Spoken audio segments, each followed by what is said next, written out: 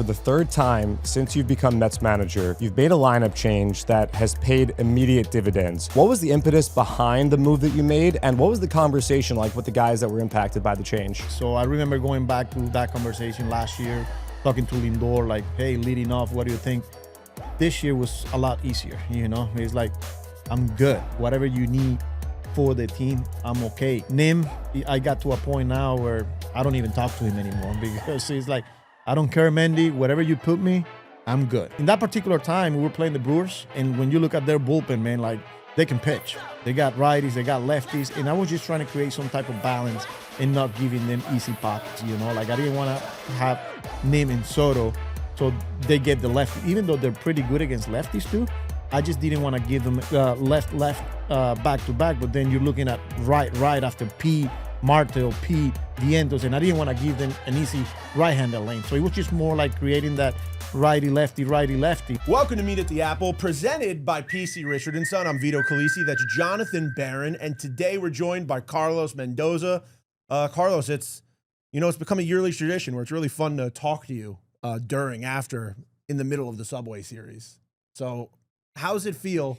Second year here, Mets, Yankees, they're in your house, and it's gone pretty well this time around. Yeah, I mean, it's always good, man. These games, how intense, the atmosphere. You got two fan bases that are going after each other, you know, that they care about their teams. And, you know, they're always fun. It feels like a playoff game, every pitch, every at-bat, every play, every inning, you know, and the game's not over until it's over, right? So, you know, again, two teams going after each other, and I'm glad that, we're able to win the series here at Citi Field, and now we're going for the sweep. The boys have heated up, and for the third time since you've become Mets manager, you've made a lineup change that has paid immediate dividends. You moved Francisco to the 2-hole, and right off the bat, Brandon's hit 2 grand slams since then. It's gotten Francisco going. So what was the impetus behind the move that you made, and what was the conversation like with the guys that were impacted by the change? Yeah, look, I mean, they work because they are great players. You know, like we're talking about some of the best players in the game that it doesn't matter where you put them, you know that you're going to get the production, right? So it just comes down to how do we put them in a position where they're going to have success, right? That's my job, our job as a coaching staff to do that. And not only they're talented, they're superstars, they are willing to do whatever it takes to help the team win baseball games. So I remember going back to that conversation last year, talking to Lindor, like, hey, leading off, what do you think? This year was a lot easier, you know? It's like, I'm good. Like, whatever you need for the team, I'm okay, you know? Nim, I got to a point now where I don't even talk to him anymore because he's like, I don't care, Mendy, whatever you put me, I'm good, you know? Like, I know you guys got good reason, and we just, if you feel like this is what's best for the team, we're all up for it. In that particular time, we were playing the Brewers, and when you look at their bullpen, man, like, they can pitch. They got righties, they got lefties, and I was just trying to create some type of balance and not giving them easy pockets, you know? Like, I didn't want to have Nim and Soto so they get the lefty. Even though they're pretty good against lefties too, I just didn't want to give them. And then not only the left back to back, but then you're looking at right after Pete, Martel, Pete, Vientos, and I didn't want to give them an easy right-handed lane. So it was just more like creating that righty-lefty. And, you know, it worked. I was able to get Nim an extra at bat against a righty. I was able to get Francisco their lefty before he got to Soto. I got Lindor from the right side, who ended up hitting a 2-out single, RBI single. So, you know, it was just more of that. But again, I have a lot of versatility. I have a lot of good players. We've seen it against the lefties. We saw it against Rodon yesterday, how Marte now is leading off. Nim stays on the 5-hole. Like, there's a lot of different ways I could go, but starts with having great players. And for you guys, it seems like the platoon advantage doesn't even matter. Nimmo, a couple homers against lefties. Pete draws the big walk against Luke Weaver, gets Jeff to the plate. He hits the big home run. Now, the lineup changes you made obviously come after you guys struggled, and it was really the longest struggle I think you've experienced as Mets manager to this point. The losing streak, you guys are it's in the rearview mirror now. Vibes are great. But from your seat, what are you saying in the clubhouse, and what did you learn really going through that? I think for the first time for such a long stretch. Yeah, look, the way we handle it, it starts with me, and I have to be consistent, and I always said it since day one, you don't get too high, you don't get too low. You just got to be yourself, understanding that teams are going to go through it, and you're going to deal with a lot of adversity, whether it's results, injuries, but at the end of the day, you can't be making excuses. We have a job to do, we have a responsibility, and that is to go out there and get the job done, So that was the kind of like the messaging, understanding that I have really good players, but also with the coaching staff, getting together and it's like, all right, not only we're going to be consistent, but how can we continue to push these guys to get through it? How we're going to continue to coach these guys? What do we need to do better? Let's dig deep here into whatever the player objective, numbers, whatever everything that we needed to do to treat it more like one-on-one with the certain individuals, and then collectively as a group. Consistency, staying positive, keep pushing guys, and understanding that is part of it. You hate going through it. It's not fun. But also, understanding you have a really good team there. I mean, a part of this stretch was just the injuries that you guys were dealing with, and it seemed like every day there was another one that you had to navigate. How has it been for you, and how are you even putting together a game plan when you're kind of having to like move all these parts every single day? I mean, in a baseball, in a 162-game season, there's all these moving parts as it is, but right now it's a stretch where every day it seems like you're having to find new ways to fit guys into important spots and slot guys, especially with these bullpen games we've seen, especially with these like spot starts we've seen. Yeah, and we knew that, since day one in spring training, you're going to need, 50, 60 players, and that's the messaging since day one. Like, not only the 26 or the superstar, like, there's a lot of people here that are going to walk through those doors and going to help us win a baseball game. So kind of like that's the messaging here. I think the communication between us as a major league coaching staff with player development, especially at the AAA level, has been huge, because everybody's got the numbers and the information, but just getting on the phone with them, it's like, hey, what are you seeing? What about this guy? Something that we can see on paper, let us know. Like, I'm doing it with the manager in AAA. Half is doing it with the pitching coach. The hitting coaches are doing it. So I think there's a consistency here with the messaging for the player that allow us to put these guys in a position where we feel they're gonna have success. So piecing it together, a bullpen game, going with an opener, and with guys that we're not very familiar. But again, using this line of communication and understanding who the player is allowing us to put these guys in a better position. One guy that's been a constant since day one, Juan Soto. Last time we faced these guys in the Bronx, it was a different circumstance. Right now, he is who we know he is. Impossible to get out, seemingly. You're in the dugout. What are some key things that you're seeing Juan do right now that's helping him just be as hot as you can be right now in the batter's box? Yeah, look, I mean, I've been saying it all along that even when he, apparently he was on a slump. Yeah, 850 OPS slump, right? He wasn't getting results. The ball, since day one, he's been hitting the ball extremely hard, So at the beginning, he was just not finding grass, not finding those seats. Now, he's finding grass. His balls are carrying now and hitting it for homers. The way he controls the strike zone, he's probably better than anyone there is in the game. It's legendary. But then there's conviction on when he's making the swing decisions. It's pretty special, man. And I got to give him credit because this is a guy that is as consistent as you're talking about consistency from the manager going through some tough stretches. Here he is, like same guy that we saw in June when he's just won Player of the Month was the same guy in April, May, and the guy that we're seeing now that, he comes in, he's got a pretty special routine, he prepares, and he cares about winning. That's, that's his deal. So July 4th, Friday, we saw Reed Garrett come up in a gigantic spot, 2-inning save. And over the last few weeks, Reed has been in a bit of a tough spot. And in that moment, the conversation you have with him in the middle of the 2 innings and him saying he was walking away from you to just make sure he got to go back out. What's that conversation like with him? And how important is it, not just for this team, but Reed to go out there and have a game and have a moment like that? It was huge. He needed that. We needed that, especially where we were at that day, bullpen-wise, So I think the conversation happens before that day, before that outing, not so much in between innings. that everybody saw, obviously, but I think it's just when they're going through it, the support that they need from me as a manager and from the coaches. So I feel like our coaches, I know Hef, Desi, and Rossi were like looking deep, like how can we help Reed Garrett, get through this stretch, and I saw that and I was proud of the whole group because, it's like, all right, man. And you see Reader there after a bad outing, sitting, going through, every pitch and, what are we missing here? So those are the key moments. Those are the conversations that make an impact on a player. So now the next time we need them, they'll step up. And that was the case here. Yes, we understand that he's going through a tough stretch, but we need you today. And, man, he went out there. The plan was for him to give me 3 outs in the 8th, and then we'll see how we piece it together that 9th inning, knowing that we didn't have Stanek, we didn't have Sugar. And he goes out there, gets 3 outs, and he's pitch efficient. And that's when the conversation that you guys saw in between innings was, hey, man, I need you. How are you feeling? I'm good. I need you to go back out there. Let's go 1 pitch at a time, 1 hitter at a time. We'll find a way to get the last 3 outs. And his response was like, I got you.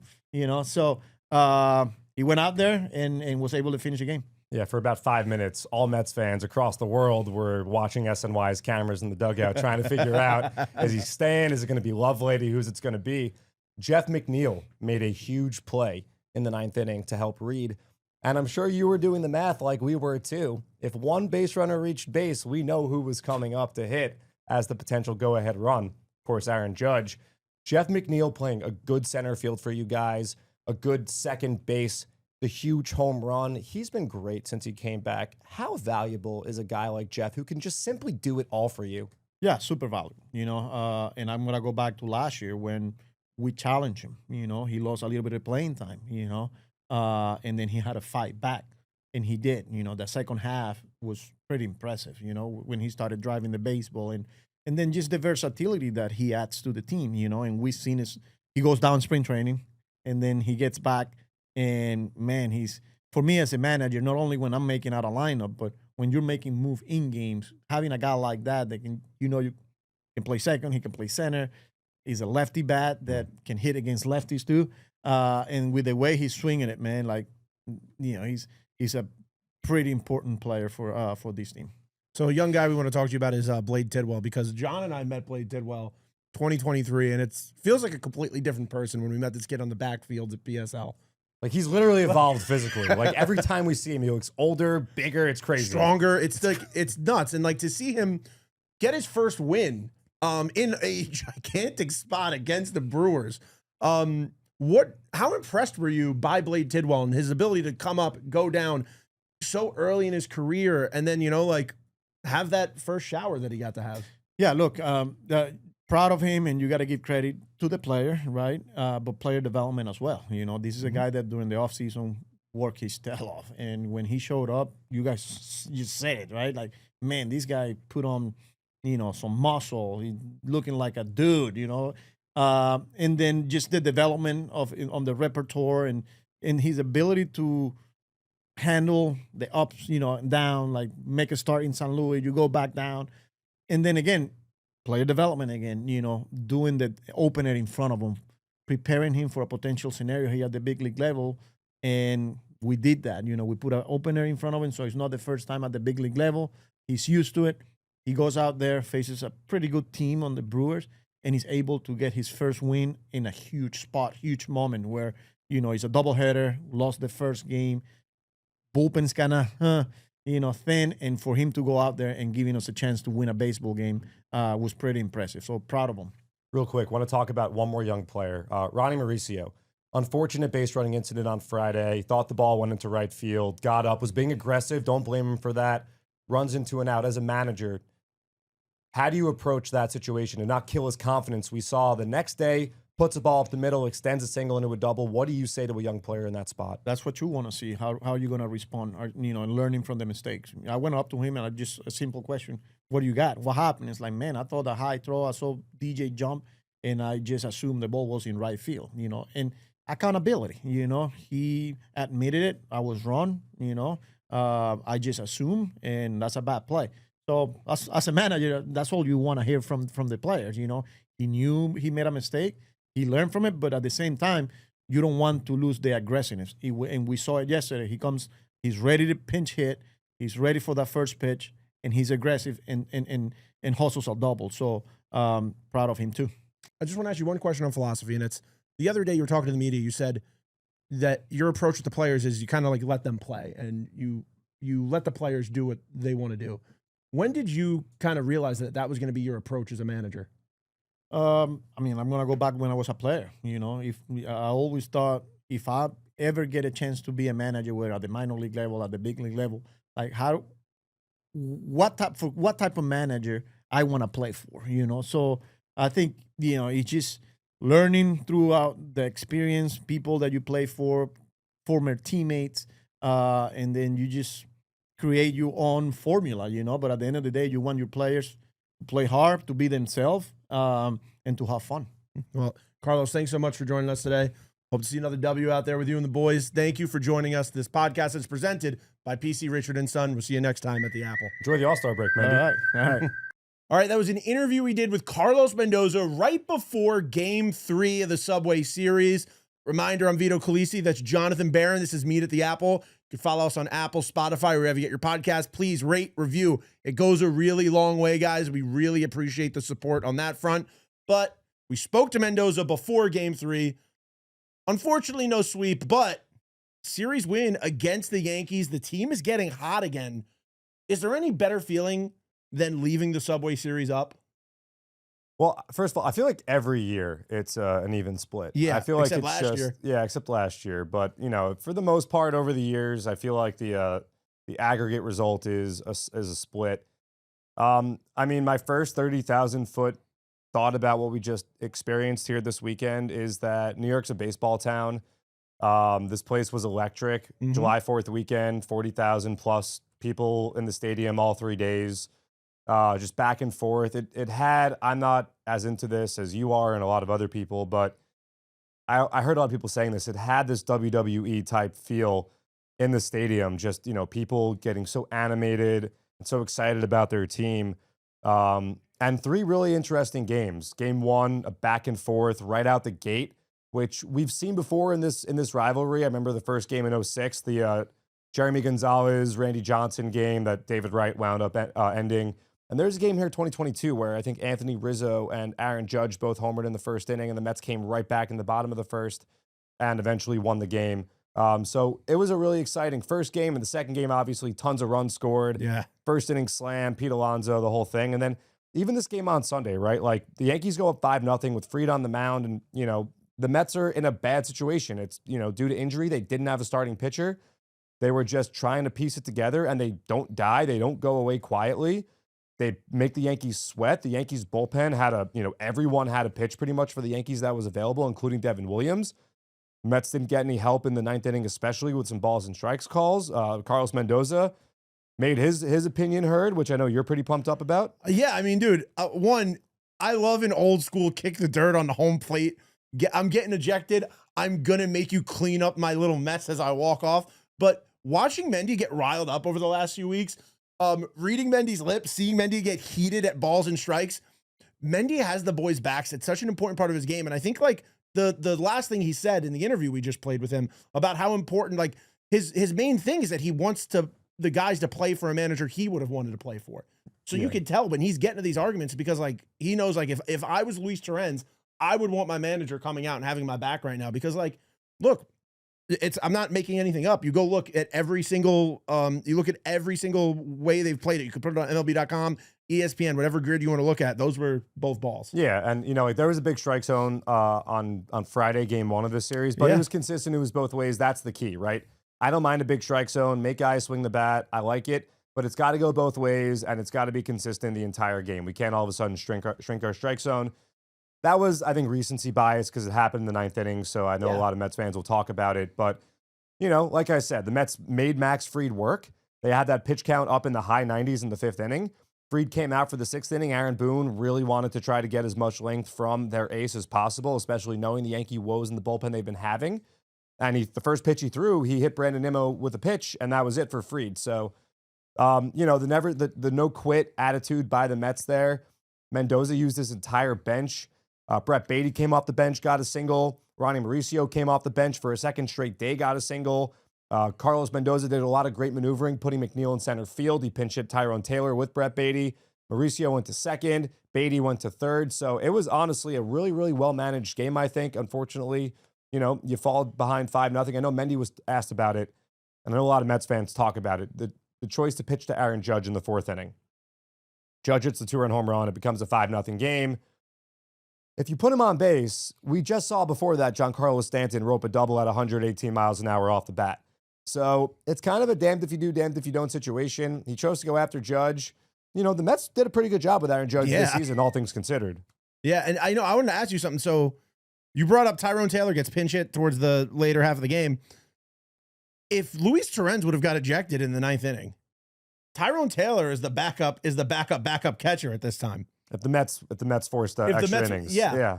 So would that mean Travis Jankowski, only guy left on the bench, would have had to put on catcher's gear and get out there? Could have been him. It could have been Beatty.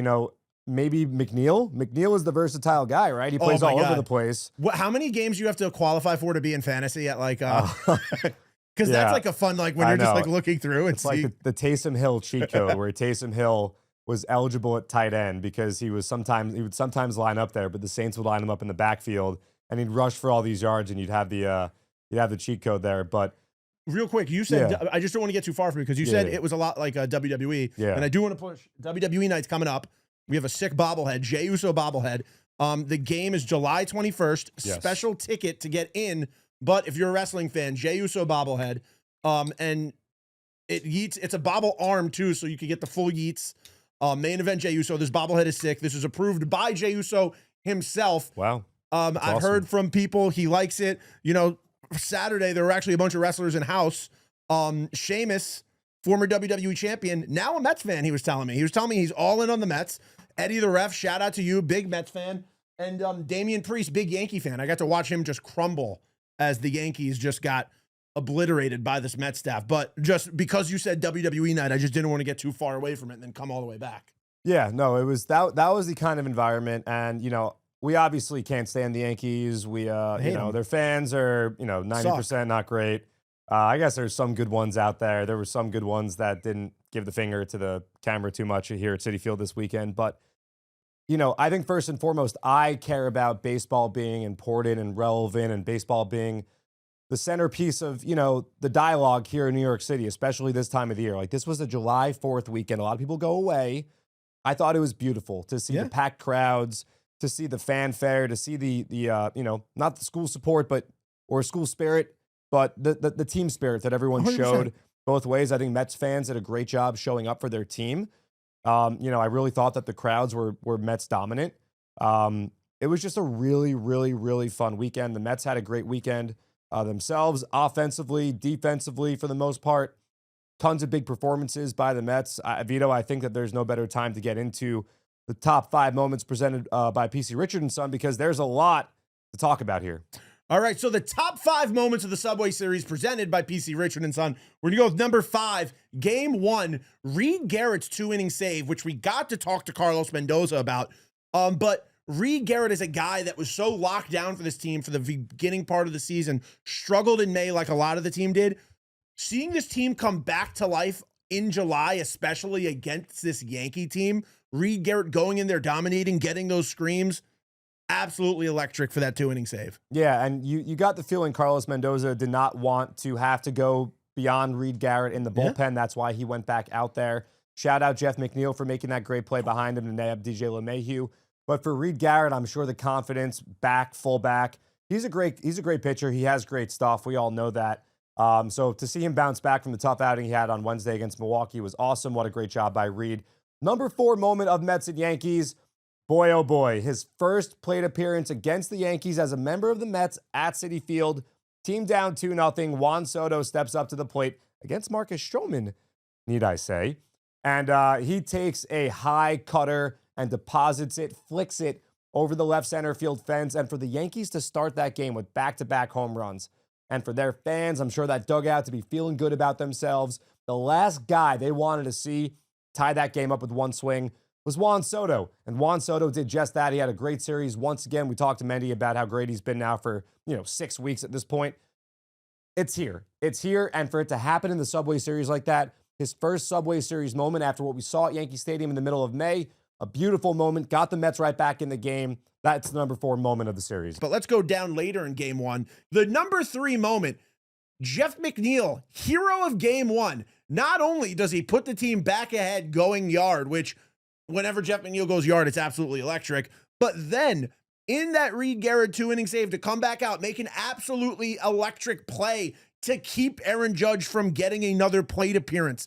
I mean, that's going to go down as the Jeff McNeil game. When you're at the gym one morning at 6 a.m. and you look up and you see the SNY, the Mets Classics, and you see that date, July 4th, 2025, you're going to go, oh, the Jeff McNeil game. Yeah, no, that was quite a heroic moment by Jeff McNeil. He's had quite a few of them. We talked to Mendy about them. He has been a really, really, really solid contributor. You know how I feel about Jeff McNeil. Yeah. He's been a different guy since the All-Star break 2024. Happy Jeff. Comes up with a huge moment, and Jeff McNeil loves playing against the New York Yankees. He has always had great success against the Yankees. Another great moment for him. And that moment was made possible by Pete Alonso, who Aaron Boone replaced Tim Hill with Luke Weaver to get Alonso to get the righty-righty matchup.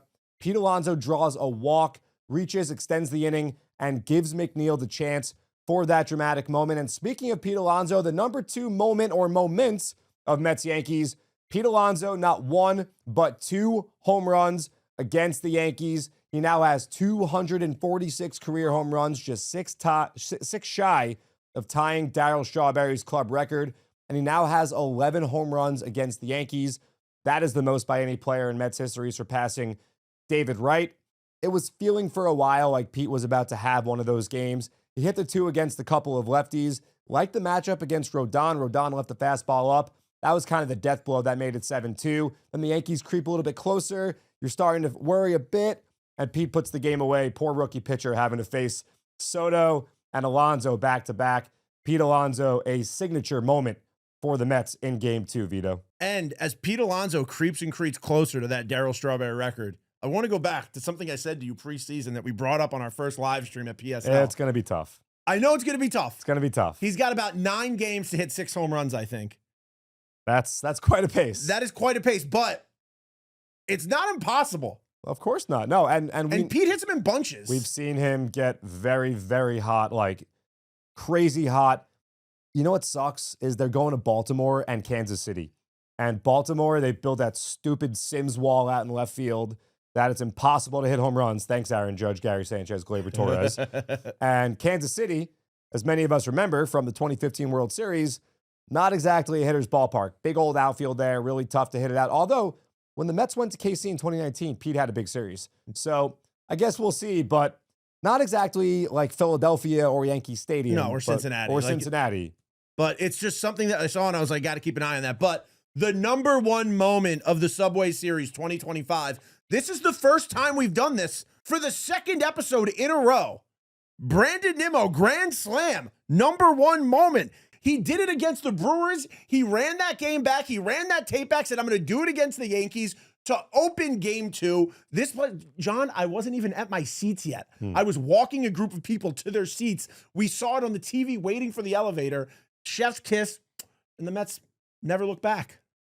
Yeah, that was a death blow also. Carlos Rodon in the first inning after the Juan Soto bunt. You thought Rodon might have had a chance of wiggling out of that jam after the first 2 guys reached.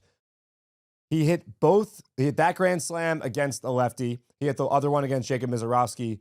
For Nimmo here, hitting 5th in the order. But like we talked about with Carlos Mendoza, the platoon advantage does not matter with many of these Mets hitters. Talked about Alonso drawing the walk against Luke Weaver. Talk about Brandon Nimmo against lefties. Jeff McNeil is a very, very good hitter against lefties compared to his lefty peers. Nimmo, the batting order change, making the Yankees pay. He now has 18 home runs. You talked about something you said in spring training. I'm going to give myself a pat on the back. Saw him hitting in the cage back early in spring training before I think even pitchers and catchers reported. And had a hunch. We'll see if it turns out to be true. But 24 is the career high. Nimmo has 18 now. Did say I think he's going to set a new career high. Has a shot at 30. So Great job by Brandon Nimmo. Now the first Met with 3 grand slams in a season since Carlos Beltran. Hit 2 of them in a matter of 3 games. And for him to deliver that blow, like I said, putting one over the head of Aaron Judge, just absolute chaos here at Citi Field. Started the home run barrage. Balls were flying here this weekend, man. Balls were flying out of Citi Field. A lot of balls were flying, huh? Yeah. Well, I'm not going to go conspiracy theory. No. I think it's, it's 2 good teams. Warm weather.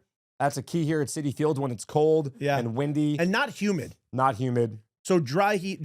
I thought Sunday was a little sticky. Sunday was the one game I wasn't outside at all. Sunday was the one game I was sitting in. I was feeling a little sticky. It was? You were walking around a lot. I was feeling sticky on Sunday. Why were you down pregame on the field? I saw you downstairs. I had to go direct some traffic. I'm not used to seeing you down there pregame. So I looked down and I noticed that. Some extenuating circumstances. But, Brandon Nimmo, you bring up, I want to give you even more credit because I feel like it's the second year in a row where you said Brandon Nimmo is going to have a career high in home runs. I think Brandon Nimmo has, changed the kind of hitter that he wants to be. He used to be a very patient hitter. I don't want to say passive, but up there more so looking to get on base, work the count, perhaps by the base on ball, spray the ball all over the field. I think now he is looking to do more damage in the air, pull side power. Same with Jeff McNeil. Mm-hmm. I think Brandon Nimmo kind of made that change a little bit after the contract extension and going into the 2023 season, a bit more aggressive. The first grand slam he hit was a first pitch, the one he hit on Wednesday night was a first pitch. So we're seeing Brandon be a little bit more aggressive. We've seen that. It's been a trend with him throughout the years, especially recent seasons, and it's paid off great. And like we talked about with Mendy, he's a guy that can hit 1, he can hit 5, to the point where Mendy doesn't even talk to him. He just, writes his name in the lineup, and Brandon goes out there and does his job. He was on base 2 more times on Sunday, got hit by a pitch and walked. So he's having a great season. Shout out Brandon Nimmo. And it was really a series with so many more incredible moments than the ones that we just mentioned, Vito. And to just keep harping on the power this team has right now, we said earlier in the year, this team has potential to have 4 30 home run guys between Soto, Lindor, Alonso, Nimmo. There's just so much potential on this team of this power keg of guys. And you know what? It's a perfect time to just talk about the All-Star game coming up because the Mets have 3 All-Stars this year, which is awesome. I mean, the last time we had this many was 2022? Yeah, and that was a great team. And the Mets All-Stars this year, we know Francisco Lindor voted into the All-Star game. Awesome. Edwin Diaz and Pete Alonso as well. So Pete Alonso will be making his 5th All-Star game appearance. Crazy. Edwin Diaz, his 3rd All-Star game appearance for Lindor. It's his 5th, first as a Met, so that's really exciting. Look, good teams send a lot of guys to the Midsummer Classic. The Mets are a good team. You can make the argument they should have 4 or 5. I think that David Peterson belongs there. He had that huge bounce-back start against the Brewers. I know Reed Garrett's had some uneven appearances, but he really has been one of the more reliable, and especially when you consider the workload and what he's been asked to do this season compared to other relievers. So there's a lot of guys that are very deserving on this Mets team. Kodai Senga would have certainly been there had he not suffered the injury that he did. But congrats to those 2 guys that have been named to the All-Star team, which was announced on Sunday night, minutes before we recorded. So we appreciate Major League Baseball for putting that out there. But yeah, it's going to be a lot of fun to watch these guys. We'll see if the home run derby is something that Pete Alonso decides to do once again. Obviously, a 2-time champion. Not too many guys have won 3 home run derbies. So Only Griffey, right? Yeah, and Pete, Pete knows the drill. I think there are going to be some newbies in the home run derby this year. I think someone else has 3. There might be Griffey for sure. But no, it's really exciting. All-Star game is a great time of the year, And for the home run derby, if Pete does choose to do it, it's always fun to see who Pete Alonso is going to choose. He's had different guys throughout the years, but Dave Joust was one of the big ones that was like a difference maker. I remember seeing the ESPN graphic of like the consistency and the perfect spot he threw. But the home run derby is electric. I mean, look, everybody, there's no way to agree or disagree with the format of it changing over the years and if it's that part is good or bad. The home run derby is by far the most fun to watch because it's the one event where everybody's just hanging out. You're watching every single star sitting on the field at the same time, interacting with each other. You're seeing guys step up, talk to each other, have those moments. And like the All-Star game is sick and it's fun, but like you're not seeing that like personality show off as much. Yeah, I mean, I remember the old days with guys sitting there with the camcorder. I remember when Century 2021 would give a house away. They'd line up a contestant with a player, and whoever won the derby on their behalf won. Remember the great derby in 99 at Fenway Park. I think it was 96 or 97 at Camden Yards when Griffey hit one off the warehouse there in Utah Street where the Mets will be going. Hopefully maybe Juan Soto can send one to Utah Street. But yeah, I love the derby. I do like the format. Definitely better than the old format 100%. where it was 10 outs. That was butt sauce. Can I say butt sauce on the podcast? I've never heard it before, but I guess so. Is butt sauce just poop? No, I don't know, but not a fan of it. My issue with the current format is if you get a bad matchup, then you're screwed. Yeah. Like, you can hit 27 and the guy that you face can hit 28. And in another pod, both guys could hit not 27 or 28 and you're still going home. I think it should be everyone gets to go and the top 4 move on to the first round. And then maybe we get into the bracket But that's play. even screwed guys over in the past because like Josh Hamilton hit like. Well, that was the old format. Yeah. And that was when he didn't do it in the first round. But still, just to get past the first round, it's not fair. If you hit more than someone else that advances because he got a more favorable matchup, that's not right. Yeah, like if round 1 you hit 33 and the other guy hits 34, you're out and you hit more than every other guy. Right. And we have seen that in the last few years. So Hamilton didn't win that derby. that's what I was saying. Yeah, who did? Justin Morneau won that derby. Justin Morneau, good Canadian boy. I just remember Canadian boy. The standout I remember of Josh Hamilton in that derby was that it led to the Mr. Met Sports Center commercial. Those were his cousins. Yeah, that's funny. Bobby Abreu had a round like that also in 05 in Comerica. I don't think he won that derby either. But Bobby Abreu was the first. He set the original record for most in a single round. Well, the one Pete won, I think Vlad Jr. had a really good first round and then second round. You're talking about Cleveland, right? Yeah. Yeah, in 2019. Yeah. Yeah. Vlad Jr. had a really good first round and then second round got just a bad matchup and then like just got eliminated. Yeah, it's always interesting lefty righty. Like Coors Field 2021, lefties have that high wall to deal with. I feel like the left field wall in Coors for the righty hitter was a more favorable thing. So Atlanta's kind of even, I think. You got the chop house out there. We all know Brandon Nimmo. I don't really think it's lefty righty dominant, but some stadiums are. So it's always interesting to take a look at that. Do you think that it would be fun to have a skills competition at the All-Star game?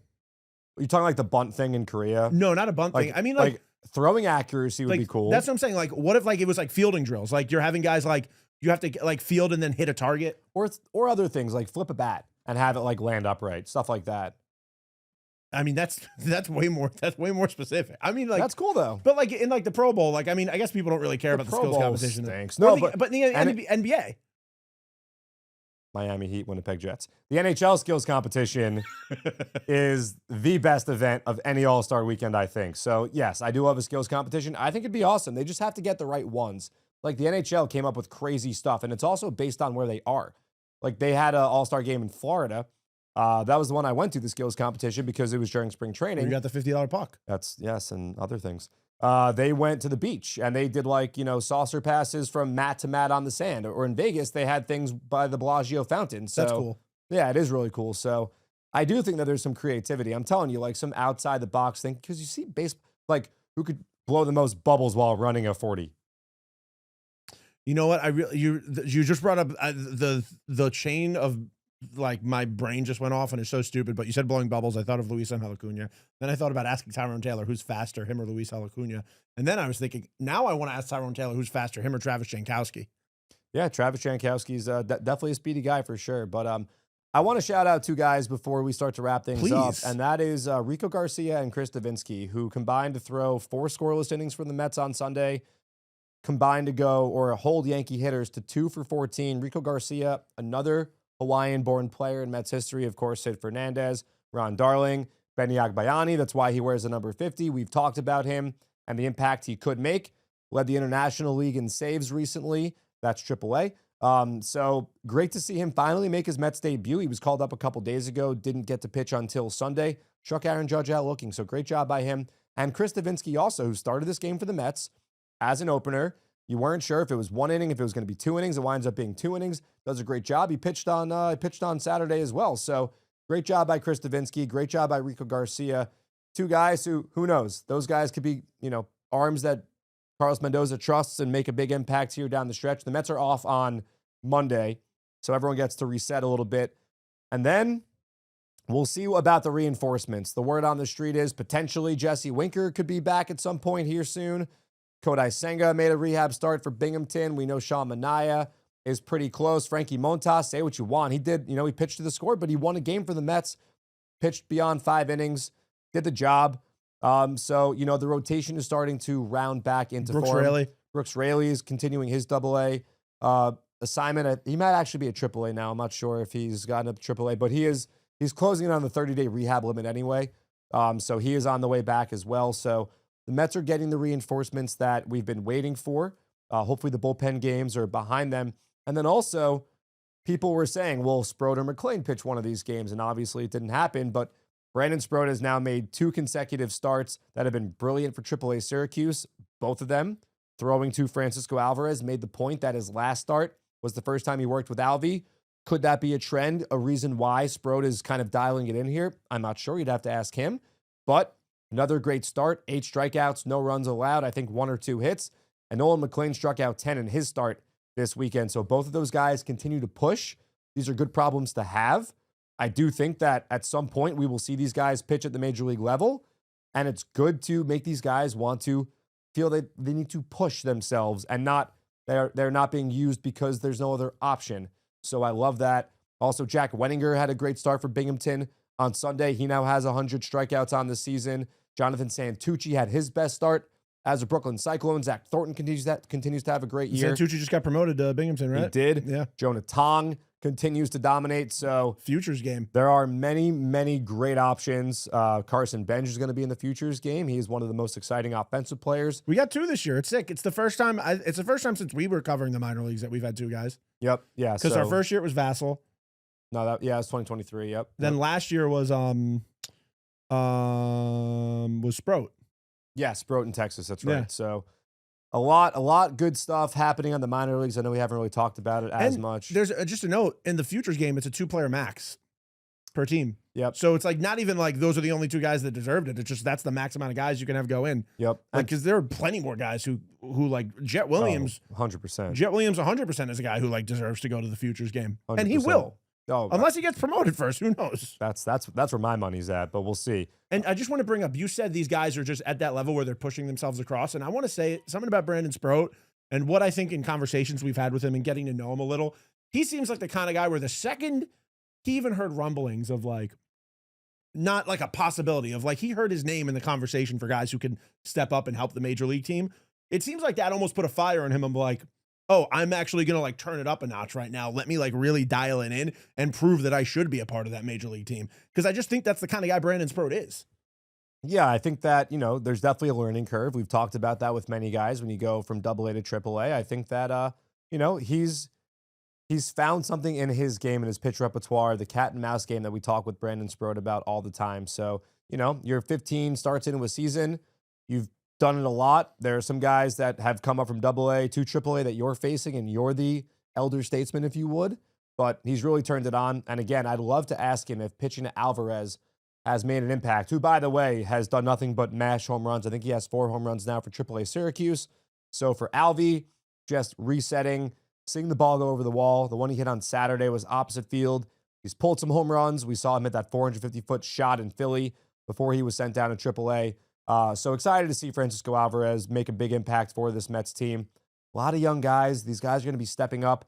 And remember, this time last year, the Mets were starting to ascend, but you come out of the All-Star break, the Mets went to Yankee Stadium after the break last year. So plenty of baseball, plenty of exciting baseball. The Mets are going to go on the road, obviously, close out this first half. They're going to start the second half at home. David Wright weekend right off the bat. Can't wait, man. And then you mentioned WWE night, the Monday against the Angels. Got a Wednesday game to close it out. And then August is going to be huge, too. You got a weekend series with the Giants, August 1st, 2nd, and 3rd. The Braves come to town in August. The Phillies come to town in August. The Mariners come to town in August. So a lot of exciting baseball ahead for the Mets. Cannot wait. It's going to be a very, very fun rest of July, the month of August. And for us here, crazy that the first half at home is over. I mean, it's crazy, but so many great memories, just incredible. And like over 50 wins in the first half feels great, especially like you bring up last year. Like I was thinking about July 4th this year versus July 4th last year. And like the team had started to turn things around June, obviously, but like July 4th, they lose 1-0 to the Nationals off a Jesse Winker home run. And it was like one of those games where like every loss started feeling like that could be the season. I got some breaking news here. Alonso's not doing the home run derby. Oh, what? Yeah, Laura Albanese just tweeted a quote. Says he'll be open to participating in the future if it was at City or a park he likes to hit in, like Fenway or Wrigley. He wants to enjoy the break and soak in the festivities. It didn't call to me this year, so that's that. I respect that.